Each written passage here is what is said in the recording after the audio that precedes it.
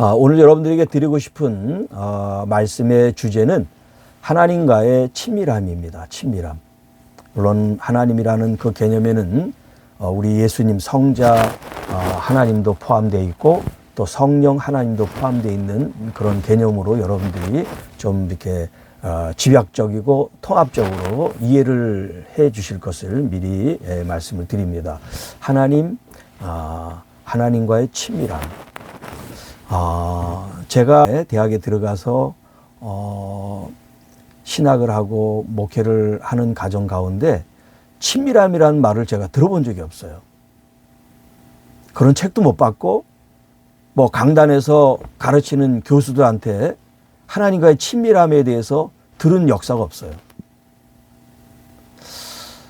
참 너무나 중요한 개념이고 주제인데도 불구하고 접한 적이 없어요. 제가 이 친밀함을 언제 접했냐면 2005년에 제가 망했거든요. 가정도 망하고 사역도 망하고 모든 게 망한 때가 있었어요. 2005년이었습니다. 그리고 2년 지나서 2007년에 이제 제가 하나님을 다시 이제 만나면서 청계산에 제가 기도하기 시작했다 그랬죠. 그 청계산에서 하나님과의 친밀함이 뭔지를 뭐 책으로 배운 게 아니라 영적으로 하나님께서 그것을 이렇게 깨우쳐 주셨어요. 물론 그 계기가 있었죠. 아내와 이제 떨어지고 또 아이와 이제 이별을 하면서 같이 있을 때 느끼지 못했던 그 감정들, 있잖아요. 떨어지고 보니까 너무 그립고 너무 보고 싶고 그런 거예요. 그런데 떨어져 있는 그런 관계 속에서 아이를 만나거나 해도 시간을 오래 가질 수가 없잖아요. 주어진 시간 잠깐 하고 헤어져야 되니까. 그러니까 그 짧은 시간이 얼마나 집중이 되고 갈망하고 그랬어요. 그리고 또 헤어지면서 다시 만날 것에 대한 어떤 그런 기대, 바람 그런 것들 있잖아요. 그런데 그것이 하나님과의 관계 속에서 이어지는 거예요. 그전에는 그런 걸 경험 못했어요. 가정은 가정, 하나님은 하나님, 교회는 교회 이렇게 뭔가 모르게 구별돼서 따로 떼어져서 이렇게 신앙생활을 하고 말씀을 전하고 사역을 했지. 가정에서 느끼는 어떤 그런 감정들, 그런 걸 하나님과의 이렇게 연관지어서 경험해 본 적이 없어요. 그런데 제가 아이와 이제 분리되고 그런 상태에서 그 감정이 하나님께로 그대로 가져가는 거예요. 산기도 철야할 때. 그러면서 내가 언제 하나님을 이렇게 그리워했나? 내가 언제 하나님을 이렇게 사랑했나? 이런 게 막 생각이 나는 거예요.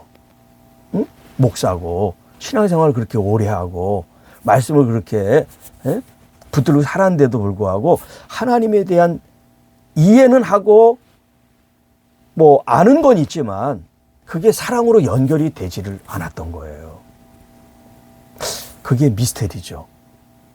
왜 내가 성경의 수많은 말씀들이 다 사랑에 대한 얘기인데 왜 내가 하나님의 그 사랑에 대해서 이런 사랑의 감정이 머리로는 있는데 이 마음으로는 없을까? 그런 생각을 이제 하게 된 거예요. 그러면서 말씀을 통해서 하나님께서 어떤 감정적인 부분들을 터치하기 시작했어요. 그러면서 말씀을 읽으면서 그 친밀함이 무엇인지를 이제 알게 하시는 거예요.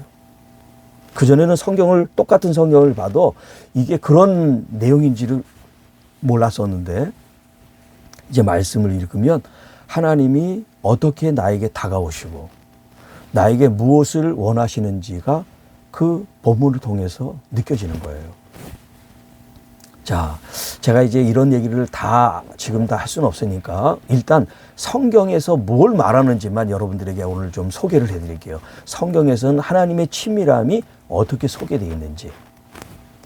자, 오늘 주제 성구가 둘인데요. 하나는 시편 27편 4절이에요. 제가 나중에 이걸 갖다가 여러분한테 다 이제 원고를 드릴게요. 원고를 해봐야 성경 말씀만 적어 있는 거니까 한번 나중에 드릴게요. 일단은 지금 들으세요. 그냥. 시편 27편 4절 내가 여호와께 바라는 한 가지 그것을 구하리니 곧 내가 내 평생에 여호와의 집에 살면서 여호와의 아름다움을 바라보며 그의 성전에서 사모하는 그것이다. 자, 다윗의 시인데요. 하나님께 한 가지 기도하라 그러면 자기는 이런 기도를 하겠대요. 그 기도가 뭐 자신의 번영, 자손들의 번성 이런 게 아니라 뭘 한 가지 기도하기를 원하냐면 하나님의 그 아름다움을 보기 위해서 하나님의 집을 사모한대요. 자, 여호와 하나님의 아름다움 또 하나님이 계신 집. 자, 지금 이 문자적인 표현은 그런데 이걸 어떻게 이해가 되냐면 다윗은 하나님의 아름다움에 그 다음에 하나님의 집을 사모하는 게 아니에요.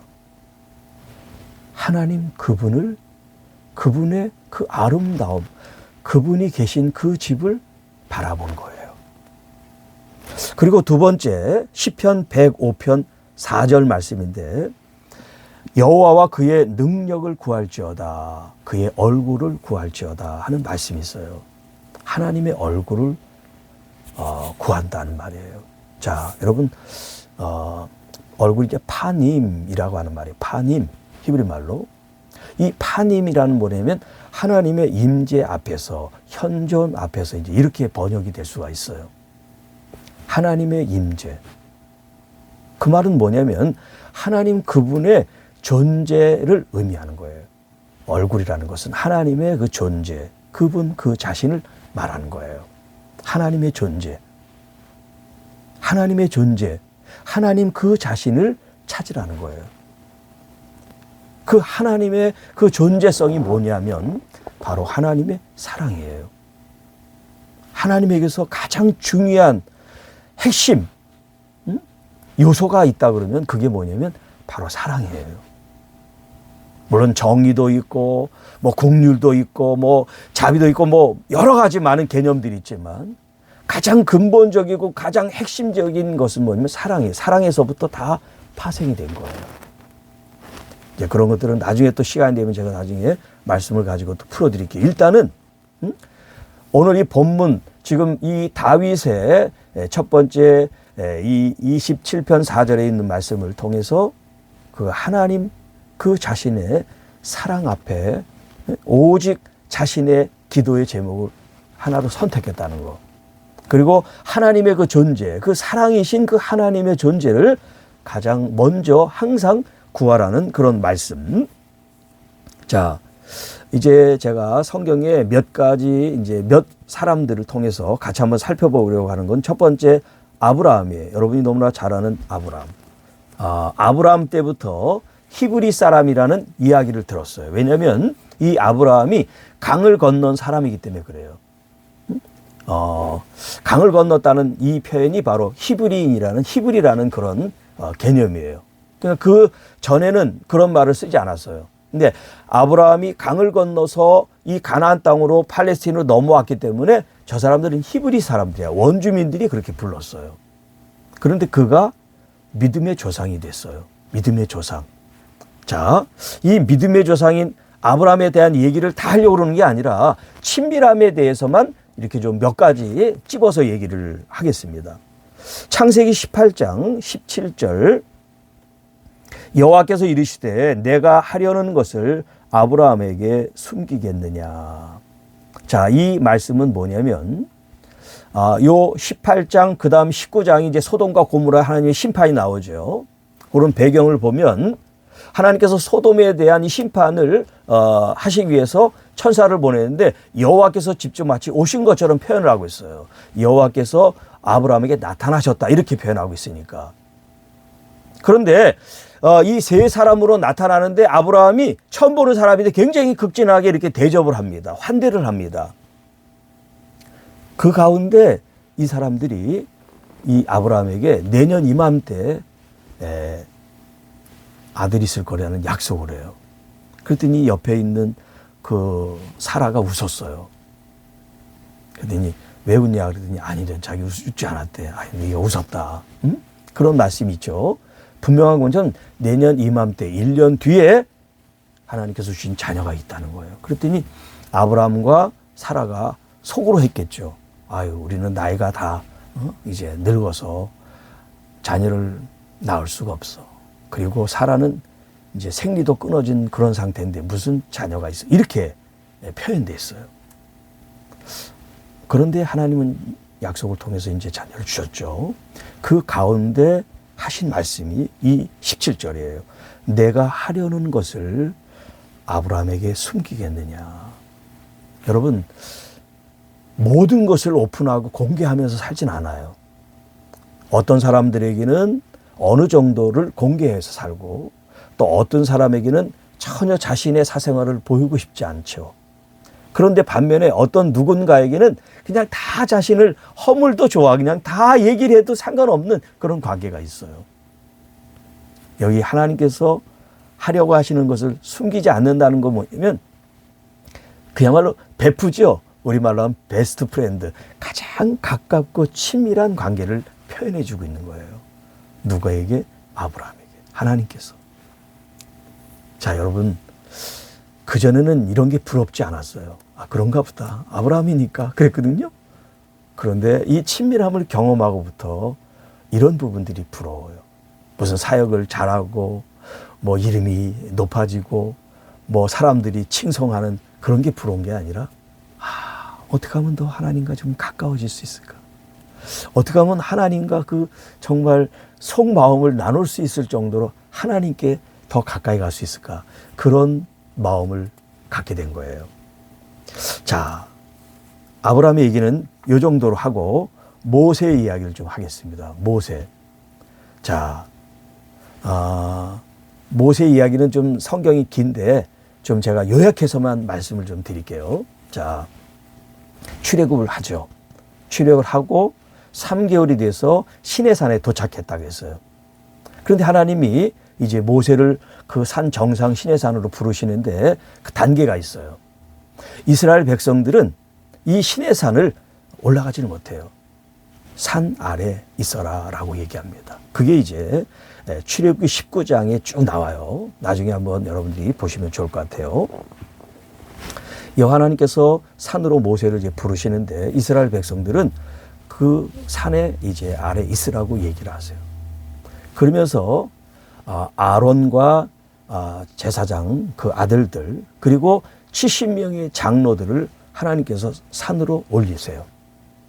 그런데 어느 정도 중턱이라고 얘기하는데 그게 뭐 해발 몇 메터까지는 잘 모르지만 어느 정도 선에서 그들을 멈추게 하세요. 그리고 무슨 일이 일어나면 아론이 있으니까 아론에게 얘기하고 아론은 하나님께 기도할 수 있도록 그렇게 미리 이렇게 얘기를 해줍니다. 그리고서 모세는 여호수아와 함께 하나님이 부르시는 정상까지 올라가요. 물론 여호수아는 더 하나님께 가까이 가지 못하죠. 오직 모세만 그 하나님의 쉐케나라 그러죠. 하나님의 그 영광의 구름 속에 이제 하나님을 만나는 이제 장면을 먼 발치에서 여호수아가 보게 됩니다. 자, 요 출애굽기 19장의 요 내용이 뭐냐면 하나님과의 가까운 관계를 지금 말해주고 있는 거예요.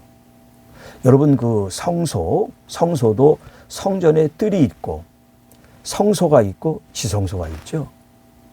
왜 하나님은 이렇게 단계를 만들어 놓으셨을까요? 지성소에는 제사장들도 함부로 들어가지 못합니다. 대속죄일 때만 대제사장이 한 번 들어가요. 반차를 따라. 하나님께서는 왜 이렇게 단계를 두셔서 이방인들은 성전 뜰에 있고 그리고 제사장이 하나님 앞에 가까이 갈 때는 성소까지만 허락하시고 그리고 법궤가 있는 지성소는 허락하지를 않으셨어요. 자, 이제 다시 출애굽기 19장으로 와서 이스라엘 백성들은 산 아래에 있게 하시고, 그리고 지도자들을 하나님이 부르셔서 중턱에 있게 하시고, 그리고 모세와 이 여호수아, 하나님이 여호수아를 부르지는 않으셨어요. 모세를 불렀는데 시종을 드니까 따라간 거죠. 어쨌든 간에 여호수아는 모세가 가 있는 그 자리까지 가지 못했어요.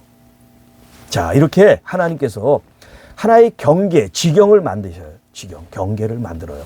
여기까지는 올라오지 마라, 여기까지는 올라오지 마라 라고 경계를 만드세요. 이 경계를 만든 게 무엇을 의미할까요? 하나님과 친밀함을 의미하는 거예요. 출애굽기 19장 12절인데요. 너는 백성을 위하여 주위에 경계를 정하고, 이런 표현이 있어요. 경계를 정하고 이르길 너희는 삼가 산에 오르거나 그 경계를 침범하지 말지니 그 경계를 침범하는 자는 반드시 죽임을 당할 것이다. 여러분, 하나님과 가까워지는데 이 구약의 개념으로 보면 하나님이 경계를 설정해서 경계를 넘지 못하게 한 사람이 경계를 넘잖아요. 그럼 하나님이 그 사람의 심판을 해서 죽임을 당한다고 그렇게 표현하고 있어요. 자, 레위인들이 성전을 돌보는데 이 레위인들이 성소에 들어가는 게 아니에요. 이 레위인들이 구별됐다고 지성소에 들어가는 게 아니에요. 물론 나중에 이제 이 성막이니까 이동을 할 때는 이제 이동을 할 때는 그것을 해체해서 다시 이제 이동하고 또 조립하고 이렇게 하잖아요. 그럴 때는 이제 허용이 되지만 그 이외에는 허용이 안 돼요. 경계. 하나님과의 가까워지는 데 있어서 하나님이 경계를 만드셨어요. 모세만이 하나님과 40일 40주일을 금식하면서 하나님과 독대를 하고, 그리고 하나님께서 그에게 두 돌판에 말씀을 새겨주세요. 자, 그런 40일 가정 가운데 이 아랫동네에서는 무슨 일이 있었어요? 여러분들이 너무나 잘 아는 금송아지 사건이 있어요. 금송아지 사건. 그것도 아론이 주동이 돼서. 너무나 놀라운 일이 아닙니까? 그가 백성들이 있는 그 아래 내려가면 안 돼요. 그 중턱에 하나님이 있으라고 한 그곳에 있어야 되는데 밑으로 내려갔어요. 그러니까 모세가 죽었는지 모르겠다. 왜 이렇게 안 내려오냐. 그래서 우리가 하나님처럼 금송아지를 만들고 그 금송아지한테 출애굽을 한, 그렇게 자기들을 인도한 신이라고 이렇게 이름표를 달았어요. 얼마나 하나님 앞에 큰 죄를 지게 됐는지 몰라요. 이 경계를 하나님이 왜 말씀하셨을까? 그리고 민수기 12장에 보면 모세가 구스 여자를 취해요. 그러니까 아내로 삼았다는 거예요. 구스. 에디오피아 흑인 여자를. 그랬더니 그 누이 미리암과 형 아론이 모세를 비방합니다. 뭐라 그러냐면 2절에 보면 여호와께서 모세와만 말씀하셨느냐 우리와도 말씀하지 아니하셨느냐.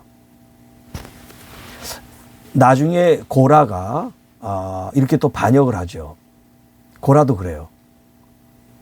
하나님이 너와 함께만 하냐, 너만 예언하냐, 이렇게 도전을 합니다. 그 말을 하나님께서 들으셨어요. 그러면서 3절에 이 사람 모세는 온유함이 지면의 모든 사람보다 더하다, 이런 표현을 쓰고 있어요. 그리고 하나님께서 6절에 신명기 12장 6절에 이렇게 말씀하세요. 너희 중에 선지자가 있으면 나 여호와가 환상으로 나를 그에게 알리기도 하고 꿈으로도 그와 말하기도 한다. 그러니까 선지자 혹은 선견자라고 그러죠. 뭐 보는 사람을 이제 씨어 선견자라고 그러는데, 자, 이렇게 하나님이 은혜를 주셔서 환상이나 꿈을 통해서 하나님의 메시지를 받는 사람도 있겠죠. 이 사람이 바로 지금 미리암이나 아론이라고 지금 표현하고 있는 거예요. 그런 사람이 있거니와 내 종 모세는 그렇지 않다. 그는 내 온 집에 충성함이라. 그와는 내가 대면하여 명백히 말하고 은밀한 말로 하지 아니한다. 이렇게 표현하고 있어요. 응? 명백한 말로 하고 은밀한 말로 하지 않는다. 그 말이 뭐냐면 위에서 말한 이런 환상과 꿈으로 은밀하게, 사실 환상과 꿈이라는 건 해석이 필요하단 말이에요. 이렇게 하나님과의 어떤 밀접한 관계 속에서 받는 그런 것도 귀한데 이거보다 더 귀한 거 뭐냐면 그런 거 없이, 은유나 비유 없이 다이렉트로 직접적으로 하나님이 말씀하시는 게 더 귀하다는 걸 지금 얘기를 하는 거예요. 자, 그러니까 하나님께로부터 받는 어떤 은사 혹은 어떤 하나님이 주시는 어떤 그런 말씀, 어떤 사인 이런 것들이 있다고 해서 다 똑같이 생각하면 안 된다는 거예요. 응? 나도 들어. 나도 할 수 있어. 이렇게 소위 교만해서는 안 된다는 거예요. 내가 들어도 내가 알아도 겸손한 온유한 사람을 하나님은 가까이 하시기를 원한다는 거예요. 그러면서 모세 그는 또 여호와의 형상을 보거늘. 여러분, 하나님의 영광을 본 사람은 모세밖에 없어요. 이 세상에 예수님 말고 모세밖에 하나님의 영광을 본 사람이 없어요. 그래서 그 영광을 봤기 때문에 그 얼굴빛이 막 환해가지고 수건을 덮을 정도가 됐단 말이죠. 그런데 미리암과 아론이 지금 모세에게 지금 대항하고 있는 거예요.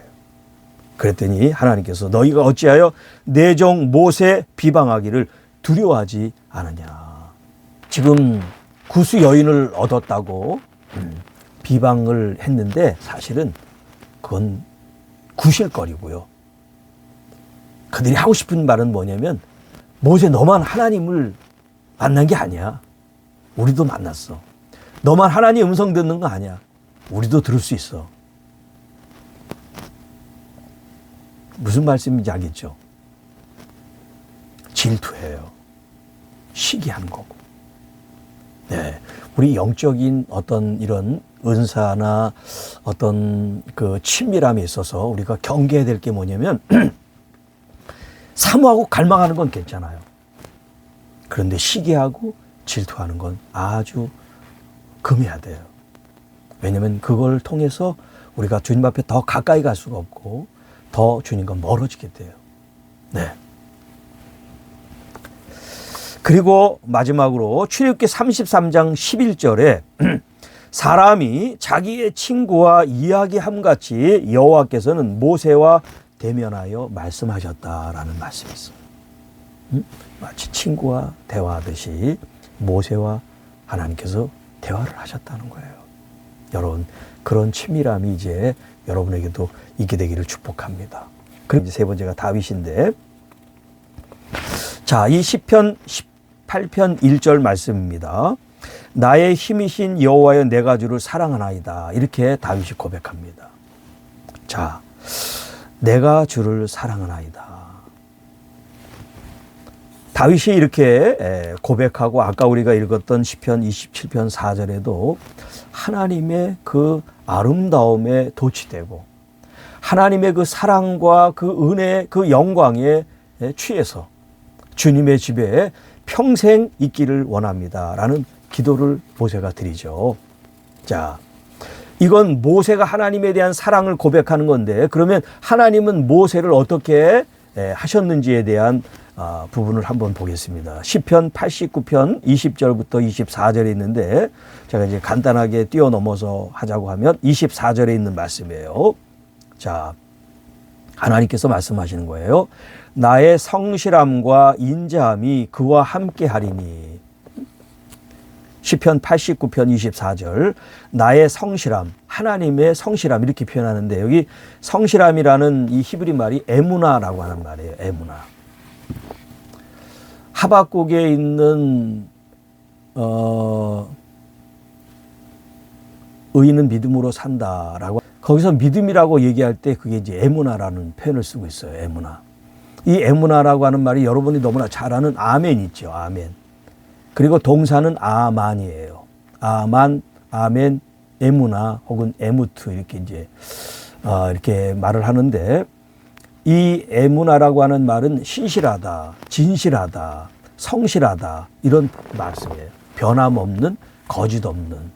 그게 이제 믿음이라는 거죠. 신실한, 믿음직스러운 이런 뜻이에요. 그런데 하나님께서 지금 이 다윗을 향해서 하나님의 그런 에무나 하나님의 그 신실함을 그에게 보내고 있다. 또 하나는 뭐냐면 인자함을 그와 함께 하고 있다. 하나님의 인자함이 그와 함께 한다. 인자함은 뭐냐면 헤세드예요. 헤세드. 이 헤세드는 신약으로 말하면 아가페가 되는 거예요. 하나님의 사랑이 다윗과 함께 한다는 거예요. 그러니까 하나님이 그를 사랑한다는 거죠. 하나님의 그 신실함으로 또 하나님의 그 사랑을 가지고 다윗과 함께해서 하나님 그 이름으로 말미암아 다윗의 그 뿔을 높여주겠다. 그런 말씀을 하세요. 그 외에 많이 있지만 제가 시간 관계상 좀 추려서 여러분들에게 말씀을 이제 드렸는데, 자, 이 부분은 이제 구약적인 거고 신약에 있는 말씀을 잠깐 이제 보면 예수님의 이야기만 좀 할게요. 예수님의 제자가 공식적으로는 12명이죠. 사도라고 하는 제자들. 그런데 좀 더 폭넓은 개념으로는 70명의 제자가 나와요. 그래서 70명 전도대가 나오죠. 70명의 전도대가 나와요. 그리고 추려서 12명의 제자가 나옵니다. 자, 그런데 예수님께서 어떤 일을 하실 때 이 12명과 같이 하시기도 하지만 그 12명 중에 3사람을 따로 불러서 하신 일이 있어요. 그 3사람이 누구냐면 바로 베드로, 야고보, 요한이에요. 자, 그때가 언제냐면 몇 번 그렇게 하셨는데, 우리가 보통 말하는 변화산, 마태복음 17장에 있는 예수님이 그 희게 막 영광 가운데 변화된 이야기 나오죠. 그때 예수님께서 베드로, 야고보, 요한을 따로 산으로 데려가셔서 그런 놀라운 일을 목격하게 합니다. 그때 모세와 엘리야가 나오죠. 그러니까 베드로가 여기가 좁사오니 주님 원하시면 초막셋을 지켰습니다. 그런 얘기가 나오잖아요. 그때 3사람을 따로 불러서 산에 오르시고 그 놀라운 광경을 목격하게 하셨어요. 두 번째는 야이로의 딸을 고치시는데 제자들이 다 가지 않았어요. 이 똑같은 3 제자가 동행을 했습니다. 그리고 마지막으로 예수님이 이제 체포되기 바로 전 겟세마네 동산에 기도하시잖아요. 그 기도할 때 바로 이 3사람을 똑같이 부르셨어요. 그런데 그들이 잠을 잤죠. 3번이나. 어쨌든 간에 예수님의 사역 가운데 70명의 제자들이 있었고 12명의 제자들이 있었고 또 3명의 제자가 있었어요. 주님께서 그들을 이렇게 부르실 때마다 선택을 하셔서 부르세요.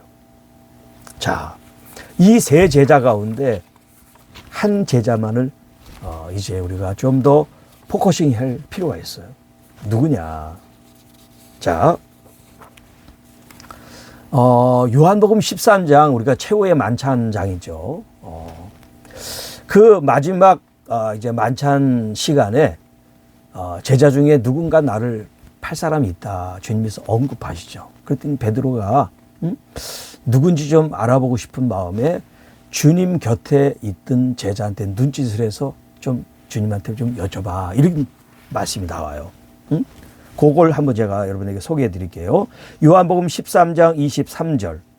예수의 제자 중 하나 곧 그가 사랑하시는 자가 예수의 품에 의지하여 누웠는지라. 시몬 베드로가 머릿짓을 하여 말하되 말씀하신 자가 누구인지 말하라 하니 그가 예수의 가슴에 그대로 의지하여 말하되 주여 누구니까? 그랬더니 예수님께서 대답하세요. 내가 떡 한 조각을 적셔다 주는 자가 그니라. 그리고 이제 그 한 조각을 가룟 유다에게 주셨다. 이런 표현이 나와요. 여기가 조금 이제 논란이 되는 구절이기도 해요. 이 동성애자들이 마치 예수님과 이 사랑하는 제자가 이제 요한인데, 사도 요한인데, 남자 막 그냥 품에 안겨가지고 있는 그런 묘사되어 있는 장면이기 때문에 그렇게 이제 오해를 불러일으키게 하는데, 어쨌든 간에 우리가 지금 얘기하려고 하는 것은 뭐냐면 지금 여러 제자 가운데 예수님의 품에 안겨서 기대서 이렇게 할 수 있는 정도라는 게 뭘 의미하느냐. 이 정도의 치밀함을 말한다는 거죠. 그 사람들이 말하는 어떤 그런 성적인 그런 게 아니고, 주님과의 그 친밀한 제자들을 우리에게 가르쳐 주고 있어요. 자, 그게 이제 또 한 구절에 나오는데, 요한복음 19장 26절에 예수님이 이제 십자가에서 돌아가시는 장면이에요. 장면. 그 장면 가운데 우리가 보통 십자가에서 가상칠언이라고 얘기하죠. 십자가에서 주님께서 하신 말. 그래서 가상칠언이라는 이제 표현을 하는 말씀 중에 하나인데 그 26절에 이렇게 돼 있어요. 예수께서 자기의 어머니와 사랑하시는 제자가 곁에 서 있는 것을 보시고, 십자가에 달렸어요, 예수님은. 그런데 앞에 지금 예수님의 어머니 마리아와 자기가 사랑하는 제자가 지금 앞에 있어요. 그게 이제 요한이죠. 사도 요한 둘이 있는 거예요. 그걸 보고서 어머니에게 말씀합니다. 여자여 보소서 아들입니다. 다른 제자들은 다 뿔뿔이 흩어졌습니다. 무서워가지고. 그런데 이 사랑하는 제자만은 예수님의 임종을 그 앞에서 지켰어요.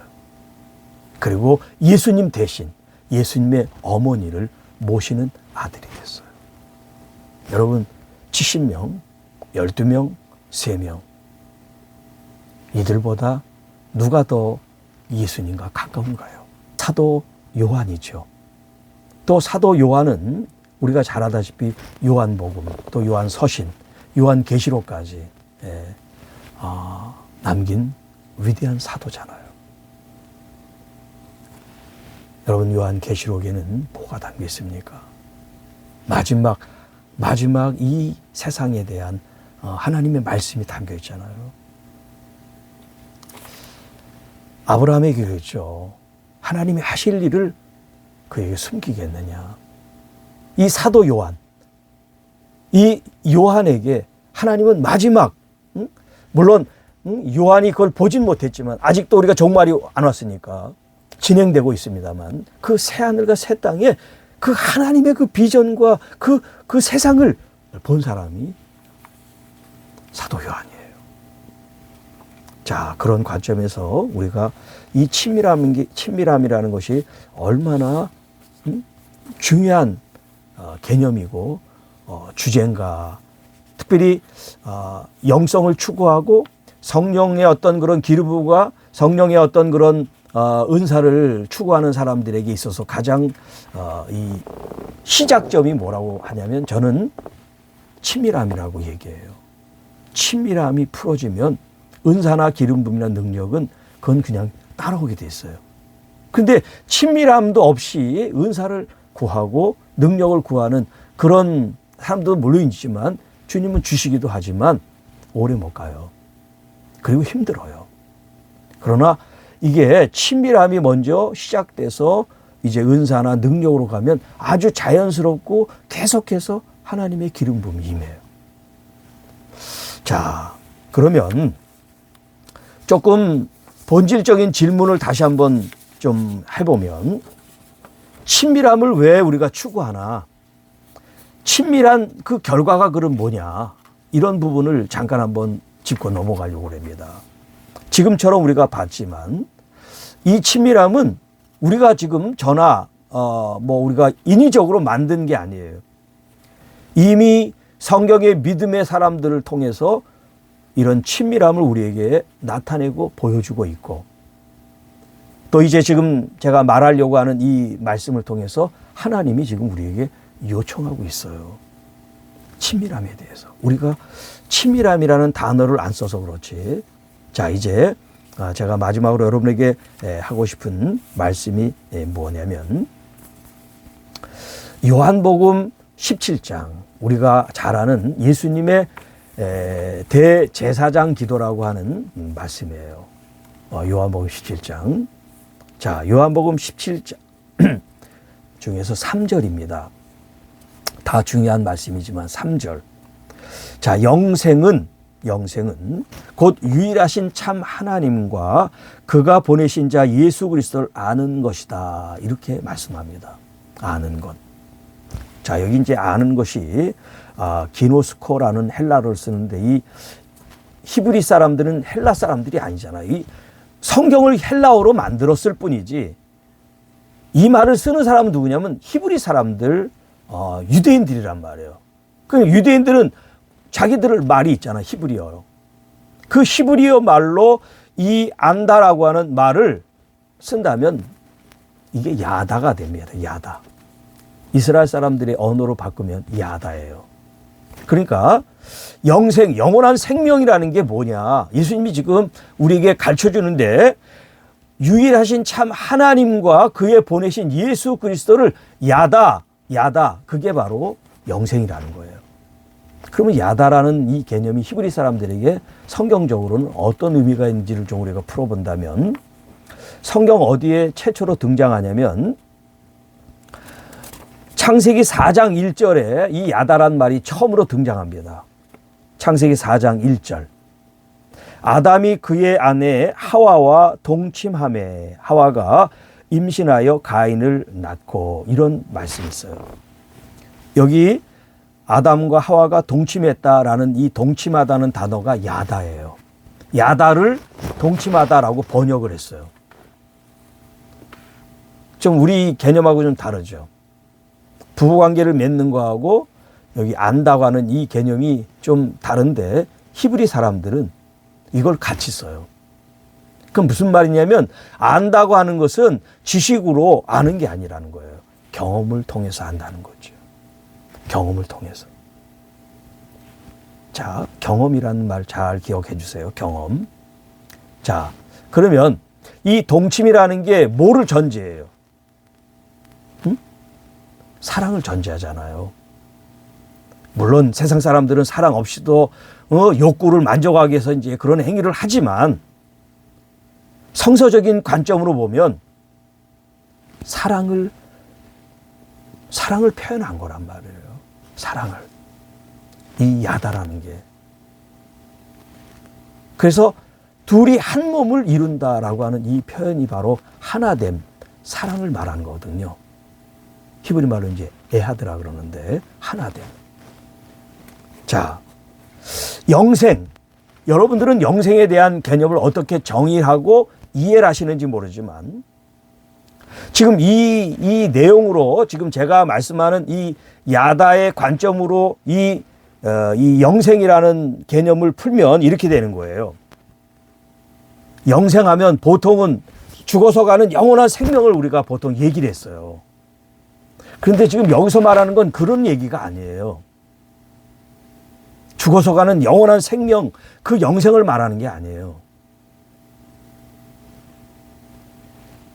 자, 참 유일하신 하나님, 그리고 그에 보내신 아들 예수 그리스도와 야다라고 그랬죠. 사랑을 나누는 거예요. 사랑을 나누는 거. 죽어서 나누는 게 아니라 지금 현재. 이게 영원한 생명이라는 거예요. 자, 요한복음 1장에 예수님이 생명의 빛을 주셨어요. 그리고 예수님 자신이 나는 길이요 진리요 생명이라고 말씀하세요. 우리가 예수님을 믿는다는 게 뭐냐? 영적으로 예수님의 생명이 우리 안에 임한 거예요. 그게 바로 성령님이 우리를 보증해 주시고 알게 하는 하나님이지, 영이지. 그 성령 하나님이. 그런데 성령 하나님도 몰라. 그리고 성령 하나님이 내 안에서 예수님의 생명력을 가지고 역사하는지도 몰라. 그러니까 우리는 신앙생활을 전부 다 개념적으로 지식적으로만 하기 때문에 우리의 삶 속에서 예수님이 안 나타나는 거예요. 그러니까 친밀함이라는 이런 단어도 사실 필요 없는 거예요. 왜냐하면 주님과 함께 사니까, 주님을 사랑하니까 굳이 친밀하니 아니니 가깝니 뭐니 그런 얘기를 할 필요도 없어요.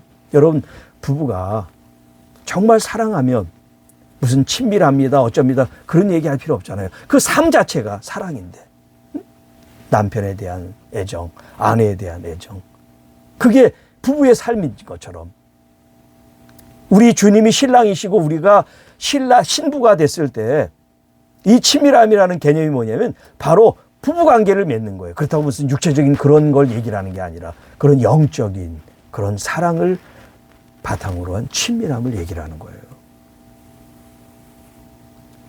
물론 구약에 있는 이런 뭐 아브라함이나 모세나 다윗을 통해서 그들에게는 예수님이 오시기 전이니까 어떤 이런 예수님과 이 신부인 교회와 성도의 어떤 그런 관계가 성립이 안 돼 있지만 우리는 오히려 구약에 있었던 이런 아브라함, 모세, 다윗보다도 더 우리에게는 특권이 주어져 있어요. 왜냐하면 그들에게는 예수님의 생명이 들어오지 않았지만 우리에게는 예수님의 생명이 이미 와 있으니까. 그런데 우리는 그걸 모르고 있단 말이죠. 그러니까 자꾸 뭘 해야지 친밀해지고 뭘 해야지 주님께 인정받는 것처럼 생각을 하는 거예요. 제가 3월 달에도 말씀드렸지만 하나님이 원하시는 것은 사역 이전에 바로 우리들 자신이에요. 주님을 사랑하는. 그래서 오죽하면 주님이 우리에게 말씀하시잖아요. 마음과 뜻과 정성을 다해서 여호와 하나님을 사랑하라. 그게 친밀하라는 거죠. 더 가까이, 더 친밀한. 속이, 이 겉과 속이 구별되는 게 아니라 다 주님, 다 우리를 알고 계시니까 우리도 주님 앞에 그렇게 가까이 갈 수 있는 존재를 원하시는 거예요. 그래서 구약에서는 하나님과 백성의 관계, 그리고 이제 신약 이후에 와서는 하나님 아버지와 아들의 관계. 모세가 아무리 충성하고 아무리 가깝고 아무리 하나님의 말씀을 받아도 예수님과 비교가 안 되죠. 그래서 히브리서에 그는 사환이었고 예수님은 아들이었다라는 표현을 쓰잖아요. 여러분, 사환으로, 사역자로 남고 싶으세요? 아들로, 자녀로 주님과 함께 가까워지고 싶으세요? 저는 정말 사역을 열심히 하는 여러분들이 사역에 매몰돼서 내가 지금 자녀인데도 자녀로 누리지도 못하고 자녀로서 행복하지도 않고 그냥 사역자로 힘들게 일만 하다가 부름 받으면 너무나 안 됐을 것 같아요. 그건 모세의 모습이에요. 모세는 마지막에 느보산에서 바라만 봤지 가나안 땅에 못 들어갔잖아요. 네. 오늘 본문 이 말씀에 이제 정리합니다. 핵심. 마지막. 하나님의 자녀가 됐습니다. 이미 우리는 예수님을 믿으면서. 근데 내가 머리로는 아는데 여러분의 영이, 여러분의 삶이 정말 하나님의 자녀로서 그런 행복감을 가지고 여러분이 어떤 말을 했을 때 내 아버지께서 듣고 즉시 말씀하시고 또 주님의 말씀을 여러분들이 즉시 들을 수 있는 그런 관계인가, 그런 관계가 여러분 되어질 수 있도록 오늘 말씀과 기도를 통해서 조금씩 주님께 더 가까이 나갈 수 있다면 얼마나 좋을까, 그런 마음이고 또 그런 기도를 함께 드렸으면 좋겠습니다. 자, 이제 말씀을 마치고요. 지금 시간이 벌써 30분 됐는데 사실은 시간 계획 속에 이렇게 있는 건 제가 한 30분 정도 방언으로 기도하고 좀 통성 기도하면서 어떤 성령의 어떤 기름 부음을 풀어놓으려고 그랬던 건데 오늘은 좀 이렇게 오프닝이 좀 길다 보니까 좀 그런 시간을 좀 못 가질 것 같아요. 왜냐하면 지금 그 다음 중보기도하는 순서가 있거든요. 그래서 한 5분에서 10분 정도만 이 시간 말씀 받은 걸 마음속에 이렇게 생각하시고 다 지금 그 음성옷 제거하시고 이제 통성기도 하니까 뭐 막 울려도 상관없어요. 편안하게 오늘 말씀을 들은 걸 가지고 정말 일꾼으로 사환으로 일만 하는 사역자가 아니라 정말 주님과 더 친밀해지고 그리고 사역은 정말 주님이 성령이 나와 함께 계셔서 너무나 행복하게 그냥 일할 수 있고 펄펄 날 수 있는 그런 사역자들이 될 수 있도록 하나님 내 마음을 변화시켜 주시고 또 성령님께서 주신 말씀을 이거 내 삶에 그대로 적용하고 또 성령님의 인도하심과 이끌리심 속에 나아갈 수 있도록 역사해 달라고. 자, 하나님 아버지 감사합니다. 우리 키르 치유 회복 연합 기도회를 하나님의 은혜 가운데 진행되게 하심을 감사합니다. 이 시간 키르 가운데, 서울 가운데, 온 열방 가운데 운행하시고 역사하시는 우리 하나님 아버지께 영광과 존귀를 올려드립니다. 그동안 많이 갈급하고 갈망하고 심레해지기를 원하는 하나님의 귀한 자녀들, 우리 성령께서 운행하시고 충만케 하셔서 우리 마음속에 주님 샘물처럼 주님에 대한 갈망과 사모하는 마음과 주님 은혜 주시는 은혜와 사랑이 넘치는 하나님의 귀한 자녀들, 사역자들, 우리 선교사님들이 다 될 수 있도록 역사하여 주옵소서. 이 첫 모임을 통해서 우리 주님께 새롭게 다가가게 하시고 새로운 마음가짐으로 친밀해지게 하시고 우리의 마음의 귀가 열리고 영혼의 귀가 열려서 우리의 영혼의 눈이 열려서 주님을 보기도 하고 듣기도 하는 신실한 하나님의 자녀들, 주님의 비밀이 없으신 친구와 같은 사역자들, 주님의 자녀들, 우리 모두가 되기를 간절히 원합니다. 이 시간을 통하여 우리의 마음의 소원들, 또 갈등들, 번민들, 기도의 제목들, 아픔들, 상처들, 우리가 기도할 때마다 하나님 치유하시고 회복하시는 은혜를 경험하게 하옵시고, 또 이 시간뿐만 아니라 우리 계속해서 하나님 그들이 있는 처소에서 그들의 사역 가운데 또 가정 가운데 역사하시는 보혜사 성령님을 경험하게 하시고 깨어져가고 힘들어져가는 우리의 인간관계, 부부관계, 사역관계 모든 관계 속에서 새롭게 회복하시고 풀어주시는 주님의 은혜를 경험할 수 있도록 도와주시고, 또 우리가 연합하여 중보하며 기도할 때 하나님이 기도가 응답되어 우리 모두가 다 행복해지고 또 감사가 넘치고 그리고 사역이 기쁘고 행복한 삶이 되도록 인도하여 주옵소서. 이 모든 말씀 우리를 구원해 주신 우리 구주 예수님의 이름으로 감사하며 축복하며 기도하옵나이다. 아멘.